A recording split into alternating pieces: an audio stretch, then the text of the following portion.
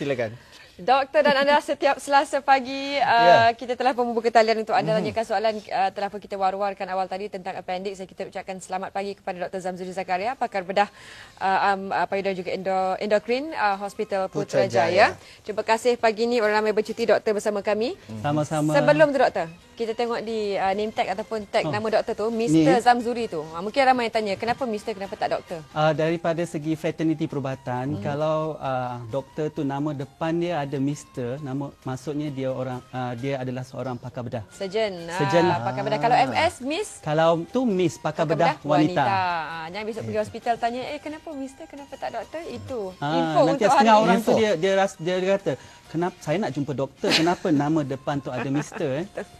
Itu yang selalu menjadi apa orang kata buat opening kan. Memberi gambaran lebih jelas. Kita kembali kepada tajuk kita. Kita nak bercerita tentang appendix. Jadi kepada anda di luar sana yang ingin berkongsi bersama dengan kami, nak tanya pendapat, pandangan dan sebagainya, 0322828578 atau 8579. Selain daripada itu, Zaliha baru saja mengupdate status Facebook Selamat Pagi 1 Malaysia Carian Nadi Sri Pagi. Jadi anda boleh kongsikan pandangan anda di situ.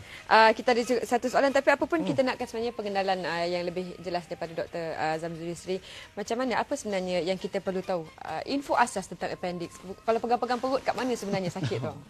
Dia begini, sebenarnya kita selalu dengar perkataan appendix tu. Appendix by the word itself merupakan satu organ yang semua manusia ada. Semua orang ada satu appendix. Selalunya dia terletak di sebelah bahagian bawah kanan perut kita. Kanan. Belah kanan. Kiri. Belah kanan. Kanan. Dan dalam badan kita actually appendix ni tidak mempunyai sebarang fungsi. Jadi kita panggilkan dia merupakan satu organ vestigial. Maksudnya mungkin masa dalam proses kejadian bayi itu, masa kecil dia ada fungsi dia dan bila dilahirkan dia tidak berfungsi at all. Okey, tapi kalau tak ada fungsi doktor, kenapa dia sampai kita dengar dia masuk hospital, kena surgery, kena pecah dan sebagainya? Benda tu, organ tu tak berfungsi tetapi dia ada dalam badan kita. So dia bila kita mendapat serangan appendix tu, maksudnya appendix tu mengalami keradangan. So bila dia mengalami keradangan, itu yang kita dapat serangan appendix, sakit. Keradangan tu ada berapa? Appendix tu ada berapa jenis tu? In general kalau kita kata yang kita tahulah, yang kita selalu dengar, orang awam tahu dengar appendix tu sebenarnya dia ada kata appendix yang kita kata dah pecah atau belum pecah. So kalau diketahui, didiagnose appendix tu, kalau pesakit datang pada masa yang awal, selalunya dia belum pecah lagi. Tapi ada pesakit tu sama ada dia datang lambat, takut, simpan kat rumah, ataupun dah pergi jumpa doktor, doktor yang jumpa tu tak dapat mendiagnose pesakit tu mendapat appendix, itu yang jadi pecah. Dan sebut pasal tak dapat mendiagnose ni, kadang-kadang disebabkan oleh pesakit tu sendiri. Dia tak tahu sebenarnya apa. Jadi kalau mereka-mereka tak pernah sakit ni, jadi apa sebenarnya, macam mana sebenarnya rasa sakit appendix tu di sebelah kiri, di sebelah kanan? Okey, pada peringkat awalnya appendix ni mula-mula dia punya starting point tu dia different. Setengah orang dia start dengan rasa tak selesa pada bahagian perut. Mula-mula dia rasa macam gastrik, pedih ulu hati. Lepas tu lama kelamaan classically appendix tu dia akan sakit daripada bahagian pusat dan akan turun kepada bahagian bawah kanan. Daripada segi perubatan, bahagian bawah kanan ni kita panggil region tu, kita panggil dia sebagai right iliac fossa. Okey. Tapi tak termasuknya kalau seseorang itu mempunyai sakit pada bahagian right iliac fossa, tak semestinya maksudnya dia ada appendix. Sebabnya pada bahagian tersebut kita ada banyak organ lain. Kita ada bahagian usus besar, usus kecil, kita ada sebahagian daripada saluran kencing. Pada wanita pula kita ada ovary dan tube fallopian. Itu untuk peranakan. So kalau ada masalah pada organ-organ tersebut, pesakit akan dapat juga sakit pada bahagian right iliac fossa atau bahagian kanan bawah. Kenapa lebih kepada orang lelaki yang biasanya dapat appendix? Kita tak tahu sebenarnya. Dia buat kajian, kita tak tahu kenapa appendix tu quite common kepada lelaki. Mungkin disebabkan oleh faktor imun sistem ataupun dalam appendix itself.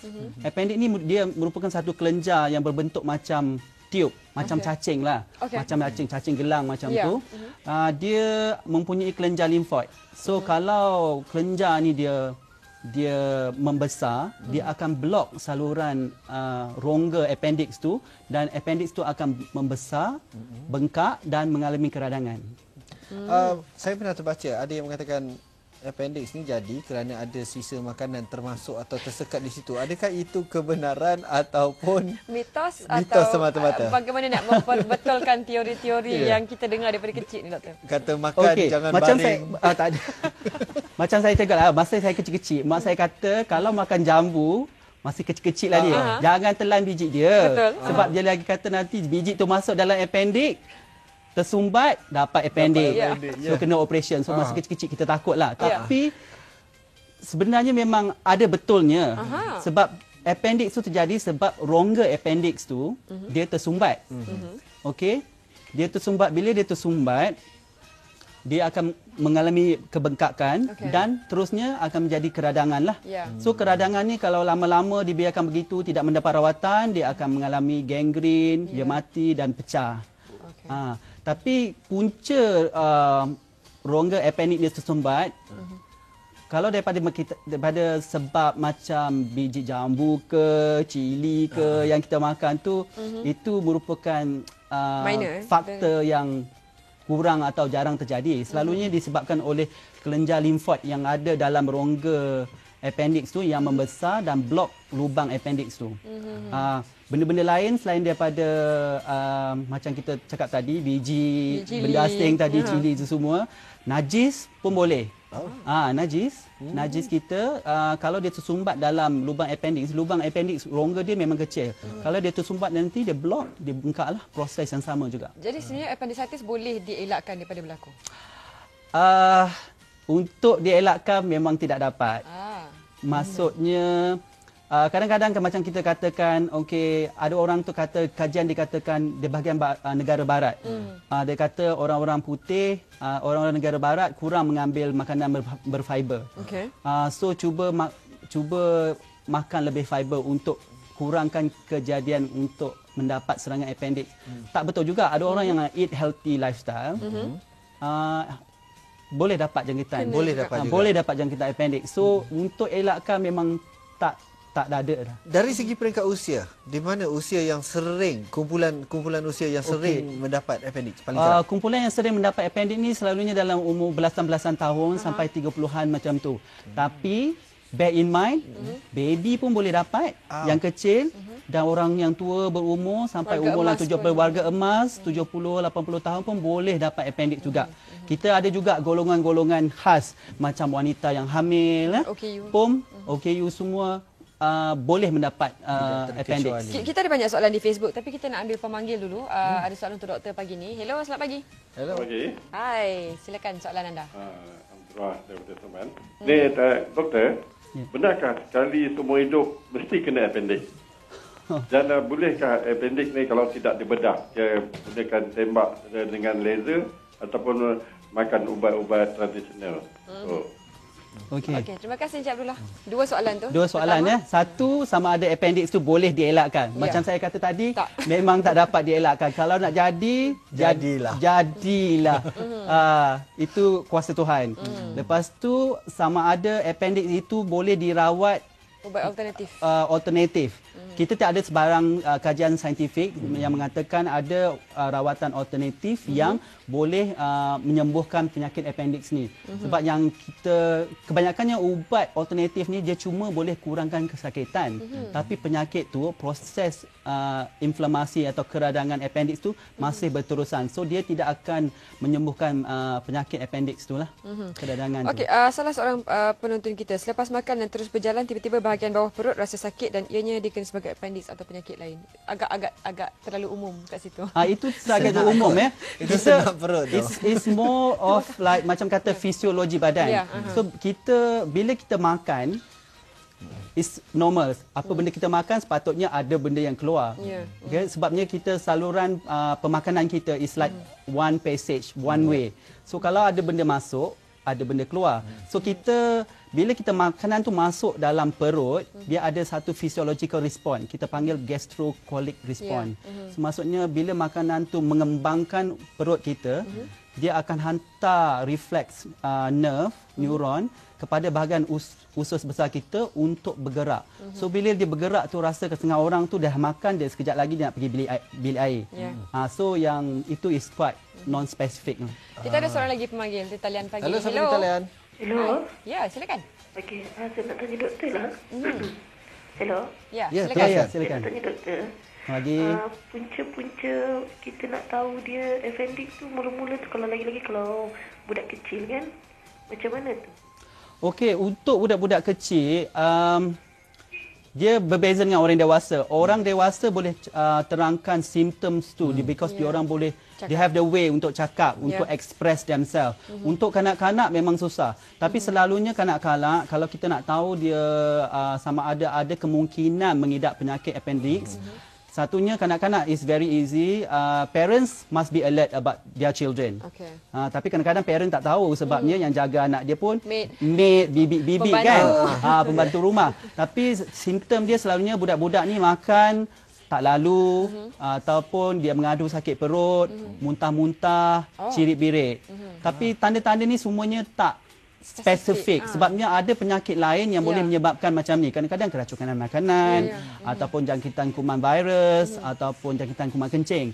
So apa yang saya boleh sarankan kalau ada ibu bapa anak-anak yang mengalami penyakit ataupun tanda-tanda tersebut, silalah bawa anak-anak anda ke hospital atau jumpa mana-mana doktor untuk terima rawatan atau this one. Jangan perjudikan dengan ubat-ubat alternatif. Jangan bagi makan ubat Panadol yang ada dekat rumah yang lebih-lebih, antibiotik yang lebih-lebih itu jangan. Bawa anak untuk diperiksa dahulu. Doktor, kalau kita lihat selain daripada pembedahan, ada lagi rawatan-rawatan yang boleh digunakan atau apabila terjadi appendix, pembedahan saja? Okey. Appendix rawatannya memang pembedahan. Okey. Kecualilah kalau orang yang nak dibedah itu mempunyai masalah-masalah perubatan yang teruk, yang macam katakan kalau kita nak selalunya kalau kita nak buat pembedahan operasi appendix ni, pesakit mesti under general anesthesia, tidur penuh. Ini kalau kita melakukan pembedahan under general anesthesia, ini merupakan suatu tekanan juga pada pesakit. So kalau orang tua atau orang yang berwarga emas yang mempunyai banyak penyakit, sakit jantung, pernah kena stroke, mereka-mereka ni kalau keadaan appendix masa tu awal atau risiko tinggi, katakan jantung dia tidak bagus sangat untuk buat operation, kalau kita katakan buat operation, high chance untuk meninggal masa operation. Dan mungkin kita kata kalau katakan appendix tu peringkat awal, mungkin lepas berbincang dengan keluarga, kalau keluarga takut nak ambil risiko untuk operation, so mungkin kita boleh katakan kita cuba antibiotik. Tapi kita kena go basis by basis. Tapi kalau katakan keadaan tu sangat teruk, katakan kita doktor tu yang merawat dapat mengatakan pesakit itu kata ini mesti buat operation, katakan kalau kasih ubat dia tak boleh, maksudnya memang kena buat operation dan pesakit dan keluarga terpaksa mengambil risiko lah. High risk consent. Seorang lagi pemanggil kita talian. Hello. Hai, selamat pagi. Waalaikumsalam. Saya Jafar daripada Banting. Ya, Encik Aziz, silakan. Saya nak bertanya dengan doktor dengan appendix ni. Saya dengan khabar orang-orang barat, orang kena sakit appendix ni pasal dia kecil-kecil lagi dah dibelah, dah dibuang appendix tu. Ada kebenaran tu doktor? Okey. Okey, saya nak tanya. Okey, terima kasih Cik Aziz. Macam mana? Okey, katanya di barat jarang kena. Lagi dah dibedah. Kecil-kecil dah operate. Oh, tak ada doktor yang akan bedah atau melakukan pengobatan tanpa sebab. Kalau kita nak bagi rawatan pun, kalau mana-mana hospital, kalau kata saya nak bagi ubat apa-apa kan, saya mesti tahu punca penyakit tu, apa penyakit tu, dan baru saya boleh bagi rawatan. Bukan saja-saja. Membuta tuli tidak boleh. Salah seorang penonton kita, kalau selalu pedih ulu hati, maknanya gastrik atau appendix, perkaitan antara tiga tu? Appendix, beza antara appendix dengan gastritis. Gastritis, penyakit gastrik ni selalunya penyakit tu berulang. Appendix penyakit dia tak berulang. Dia once kalau you kena tu, sakit tu memang situ aja. Kalau katakan hari ni you sakit ulu hati hari ni, minggu depan you dapat lagi sekali, tahun depan you dapat lagi sekali, maksudnya bukan appendix. Bukan appendix. Appendix sekali je. Ni banyak juga yang tanyakan perkaitan cili dan juga appendix, doktor. Macam saya kata tadi, biji cili biji cili ni kalau dia tersumbat dan very rare happens lah. It boleh jadi kalau dia tersumbat masuk dalam lubang tu boleh jadi, but it's a very rare causes for appendix. Yang terakhir sekali, Emilia, mungkin soalannya agak general, tapi seorang kawan yang berumur 17 tahun lebih kerap kencing pada waktu malam, sakit bahagian kiri dan kanan bawah perut. Okey. Macam saya kata tadi kan, bahagian kanan tadi, kalau ada sakit sebelah kanan tadi, tidak semestinya dia appendix. Ya. Dan saya dah terangkan tadi organ-organ yang ada sebelah kanan tadi. So kalau kerap kencing malam, selalu nak pergi toilet, sakit perut kiri kanan, especially belah bawah, lepas tu dia rasa bila pergi kencing tu tak puas, dah kencing rasa nak kencing lagi. That means actually itu adalah more pada jangkitan kuman kencing, urinary tract infection. Apa-apa pun jumpa doktor, dapatkan nasihat yang sebetulnya. Apa-apa pun jumpa doktor untuk dapatkan nasihat. Selepas pembedahan, ada pantang larang yang perlu dilalui oleh pesakit? Frankly speaking, if you tanya doktor, selepas pembedahan ada pantang tak? Pantang makan ke, pantang apa? Kita orang Melayu, especially Asian, banyak pantang kan? You tanya saya, nak makan apa makcik, pakcik, adik, makanlah apa you nak makan. Tak ada masalah. Sebab masalahnya dah dibetulkan. Sebabnya kita perlukan khasiat. Makan makanan berkhasiat. Cumanya bila you setelah menjalani pembedahan, luka tu akan ambil masa dalam macam separa penuh dalam seminggu, 2 minggu macam tu. Tapi betul-betul sembuh, healing dalam 6 minggu macam tu lah. Ada rakan pernah berkata selepas menjalani pembedahan appendix, dia tak boleh buang angin untuk satu jangka masa sehingga terpaksa makan pil arang macam warna hitam tu. Adakah itu kes yang memang selalu terjadi ataupun jarang sebenarnya? Immediately lepas operation ataupun selepas itu. Apa terjadi lepas kita siapa menjalani pembedahan perut, usus kita dia dalam satu keadaan kita panggil ileus. Ileus ni bermaksud dia tidak bergerak. So bila tidak bergerak, macam kita bernapas atau kita telan, angin masuk. So bila usus tak bergerak, dia takkan keluar. So dia akan rasa kembung. Dalam masa 24-48 hours, mungkin paling lama 72 jam, dia akan rasa perut kembung. Lepas tu insya-Allah bila usus tu bergerak balik, dia akan kentut lah. Balik kepada normal.